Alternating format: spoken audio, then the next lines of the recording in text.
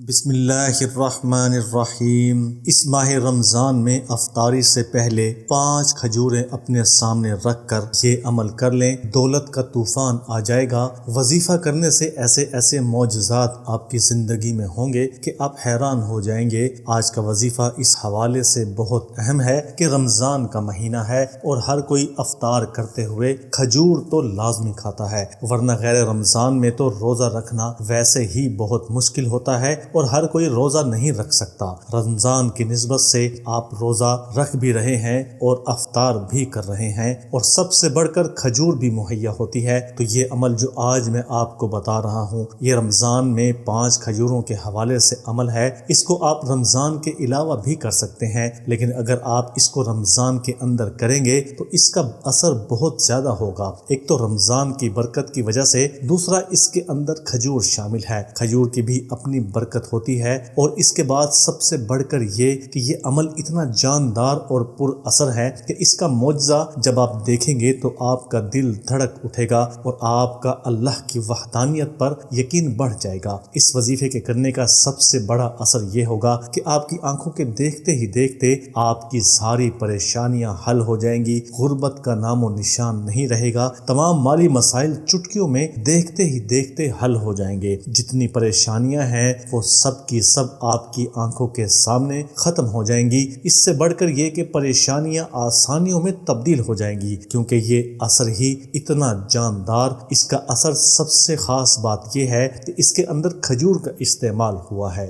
کھجور ایک ایسا پھل ہے جو کہ عام استعمال ہونے والا ہے، اور قرآن کریم میں جگہ جگہ کھجور کا تذکرہ ملتا ہے۔ حضور اکرم صلی اللہ علیہ وسلم کا ارشاد گرامی ہے کہ جس گھر میں کھجور نہ ہو وہ گھر ایسا ہے کہ جیسے اس کے اندر کھانا ہی نہ ہو۔ رمضان المبارک کا پیارا عشرہ اپنی رحمت لے کر ہم سے جدا ہو گیا، اور اب دوسرا عشرہ عشرہ بخشش چل رہا ہے، جو کہ اپنی مغفرت اپنے ساتھ لیے ہوئے انسانوں کو ڈھونڈ رہا ہے کہ کون ہے جو اپنے آپ کو اس عشرے میں اللہ تعالی سے بخشے والے۔ اسی لیے اگر آپ اس کو عشرہ مغفرت میں کریں گے تو اس کا اثر اور بھی جاندار ہو جائے گا۔ ساری دنیا کے مسلمان رمضان میں افطار کے وقت کھجور سے روزہ کھولنا چاہتے ہیں، اور بہت سے لوگ ایسے ہیں جن کے پاس کھجور آرام سے مہیا ہوتی ہے، ورنہ پانی سے بھی لوگ افطار کر لیتے ہیں۔ یہاں تک کہ آج کل کی جدید تحقیق سے بھی یہ ثابت ہے کہ کھجور کھانے سے ہمارے جسم کو بہت زیادہ فائدہ حاصل ہوتا ہے۔ اس لیے ہمیشہ کھجور کے ساتھ ہی روزے کو افطار کریں، کیونکہ کھجور کے ساتھ روزہ افطار کرنا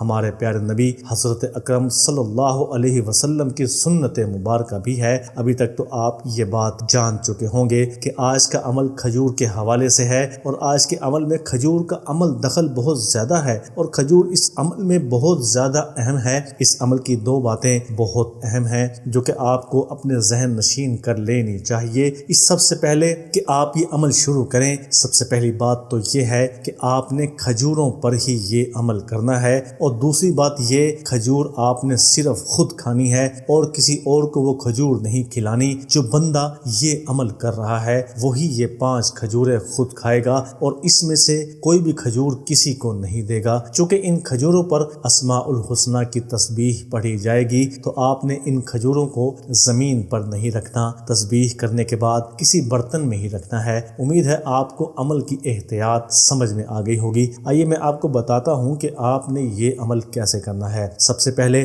آپ عمل نوٹ فرما لیں، کاپی پینسل اپنے پاس رکھ لیں تاکہ کوئی بھول چوک نہ ہو جائے۔ اس کے باوجود بھی اگر آپ کو یہ لگتا ہے کہ آپ سے کوئی بھول چوک ہو گئی ہے تو آپ یہ ویڈیو دوبارہ ریورس کر کے دیکھ سکتے ہیں۔ اس عمل کے کرنے میں 20 سے 30 منٹ آپ کو لگ سکتے ہیں، اس لیے افطار سے 40-45 منٹ پہلے آپ نے یہ عمل شروع کرنا ہے، تاکہ آپ افطار سے پہلے یہ عمل مکمل کر پائیں۔ اگر آپ نے دیر سے یہ عمل شروع کیا تو آپ افطار کرنے کے وقت سے پہلے یہ عمل مکمل نہیں کر سکتے۔ اس لیے کوشش کریں کہ افطار کے وقت کو اپنے ذہن میں رکھ کر ہی اس عمل کو شروع کریں۔ عمل شروع کرنے سے پہلے 7 مرتبہ کوئی سا بھی چھوٹا یا بڑا درود شریف پڑھ لیں۔ اس کے بعد 41 مرتبہ تسمیہ بسم اللہ الرحمن الرحیم پڑھنی ہے۔ اس کے بعد 21 مرتبہ سورۃ الاخلاص پڑھنی ہے، اور ہر بار سورۃ الاخلاص پڑھنے سے پہلے بسم اللہ الرحمن الرحیم پڑھنا ہے۔ پھر 11 مرتبہ سورۃ الکوثر بسم اللہ الرحمن الرحیم کے ساتھ پڑھنی ہے۔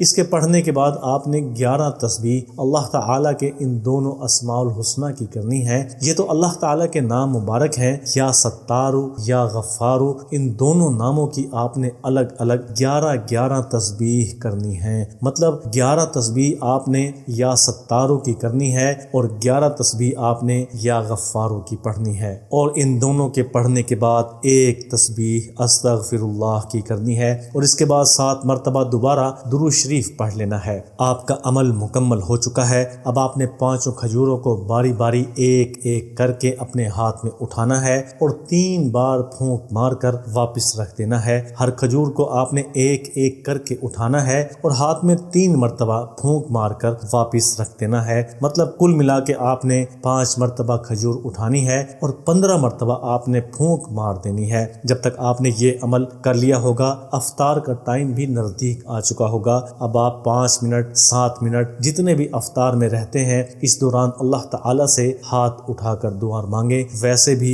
یہ وقت قبولیت کا وقت ہے، اللہ تعالیٰ نے افطار سے پہلے کا وقت قبولیت کا وقت رکھا ہے۔ اب آپ اس وقت میں ویسے بھی اگر کوئی دعا مانگتے ہیں تو وہ قبولیت کا درجہ اختیار کر لیتی ہے، اور ابھی تو آپ عمل کرنے کے بعد فارغ ہوئے ہیں تو آپ کو یہ ٹائم سونے پر سہاگا مل گیا ہے۔ اب آپ جو بھی دعا اللہ تعالیٰ کے سامنے ہاتھ اٹھا کر مانگیں گے وہ لازمی عرش الہی تک پہنچے گی اور قبول ہو جائے گی۔ آپ چاہیں تو اس عمل کو اپنے بقایا رمضان کے دنوں میں روزانہ کی بنیاد پر کر سکتے ہیں۔ اگر بقایا پورے رمضان اس عمل کو کریں گے تو آپ جیسا انسان اس روئے زمین پر نہیں ہوگا۔ آپ زبان سے جو بھی الفاظ نکالیں گے وہ اللہ تعالیٰ پوری کرتا چلا جائے گا۔ آپ کے دل میں جو بھی خواہش پیدا ہوگی وہ زبان پر آنے سے پہلے پوری ہو جائے گی۔ ایک مرتبہ یہ عمل کر کے دیکھ لیں، ایسا عمل آپ نے کبھی بھی اپنی زندگی میں نہ دیکھا، نہ سنا ہوگا، نہ کیا ہوگا۔ اتنا رزق برسے گا، اتنی دولت آئے گی، ایسی جگہ سے اللہ تعالیٰ آپ کو پیسہ عطا کرے گا۔ اللہ تعالیٰ کی اتنی رحمتیں برکتیں